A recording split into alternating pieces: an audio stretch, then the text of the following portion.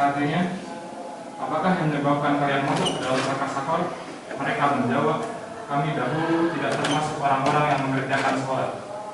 Perhatikan jawaban pertama mereka. Ketika ditanya tentang apa yang menyebabkan mereka masuk ke dalam neraka, dosa yang mereka perbuat adalah meninggalkan sholat. Mereka tidak memulai jawaban dengan dosa-dosa lainnya. Selanjutnya barulah mereka berkata sebagaimana pada ayat berikutnya dalam surat Al-Mubashir ayat 44 sampai 47. Walam nakunut imam miskin, walaupun nanamu dumma al-qaidin, walaupun nanamu biyaumiddin, hatta mengerti. Artinya, kami tidak perlu menerjemahkan orang miskin, kami juga membicarakan perkara yang batil bersama orang-orang yang membicarakannya, dan kami mendustakan hari pembalasan hingga datang kepada kami kematian. Selain itu, mereka akan mendapatkan hukuman yang sangat dahsyat di akhirat. Ketika nanti mereka ingin bersujud kepada Allah Subhanahu wa Ta'ala, mereka tak akan bisa melakukannya. Hal itu sebagai hukuman atas perbuatan mereka yang meninggalkan sujud kepadanya di waktu di dunia. Allah berfirman dalam surat Al-Qalam ayat 42 sampai 43. Ya manusia Tuhan saya kewai mengenai rasul di pada yastaqimul. Maksudnya dalam suara komentar hukum dia. Bahkan mengenai rasul di wa salimun. Artinya pada hari ketika betis disingkapkan dan mereka disuruh untuk bersujud, maka mereka tidak akan mampu melakukannya. Pandangan mereka menunjuk ke bawah dalam keadaan diliputi kehinaan. Sesungguhnya mereka dahulu di dunia untuk bersujud, padahal mereka dalam keadaan sehat, tetapi mereka mau enggan untuk bersujud. Kaum muslimin rahimahumullah, sambutlah seruan Allah. Jadilah hambanya yang menegakkan sholat, ruku dan sujud kepadanya. Laksanakan perintahnya hanya karena berharap surganya. Dia telah memerintahkan kita sebagaimana firman-Nya, wa aqimus sholata wa atu zakata warka'u ma'al raki'in. Artinya, dan dirikanlah sholat, tunaikanlah zakat, dan rukuklah bersama orang-orang mukmin yang ruku. Quran surat Al-Baqarah ayat 40. Rasulullah SAW bersabda, janganlah kamu meninggalkan satu sholat wajib dengan sengaja, karena sesungguhnya barang siapa yang meninggalkan satu sholat wajib dengan sengaja, maka ia telah terlepas dari perlindungan Allah.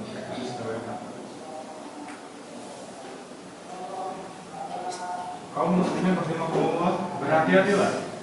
Jangan sampai kita melahirkan sholat secara sengaja karena meremehkan atau malas, apalagi menunda-nunda sampai melewati batas waktunya.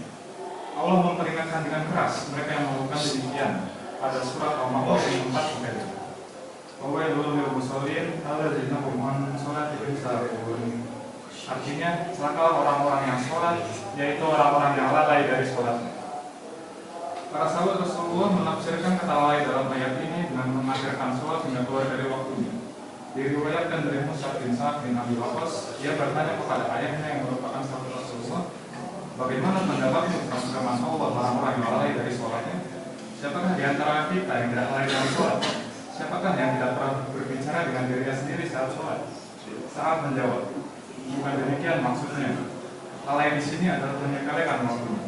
Ia remehkan sampai keluar dari waktu. Hadis riwayat Abu Ja'far. Barakallahu fiikum wa lakum fil Qur'anil Karim. Manfa'at hidayah lima fihi wa ayatihi wa dzikri wa hakim. Wa taqabbal minna wa minkum tilawatahu innahu huwal ghafurur rahim.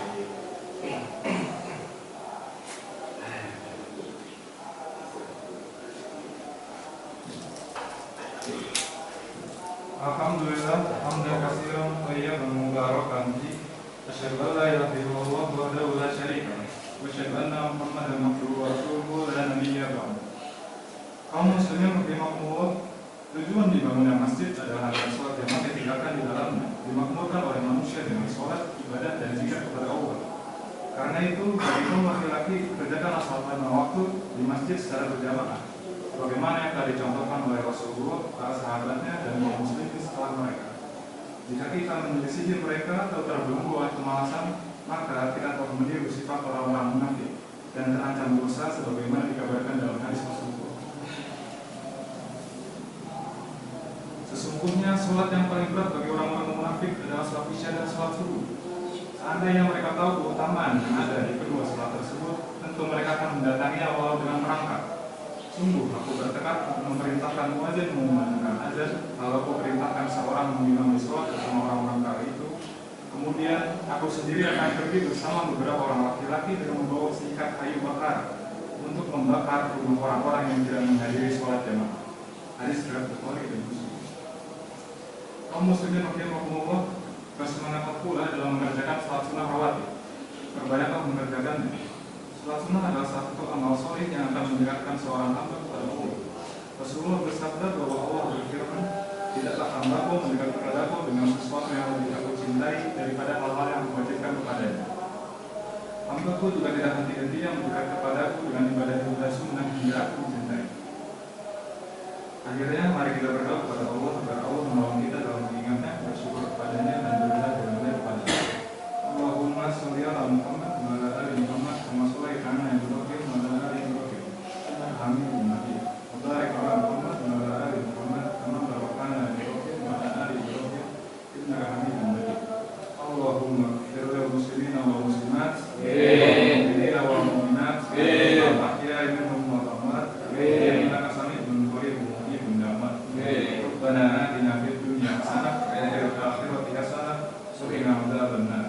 Subhana rabbika rabbil izzati amma yasifun wa salamun alal mursalin walhamdulillahi rabbil alamin.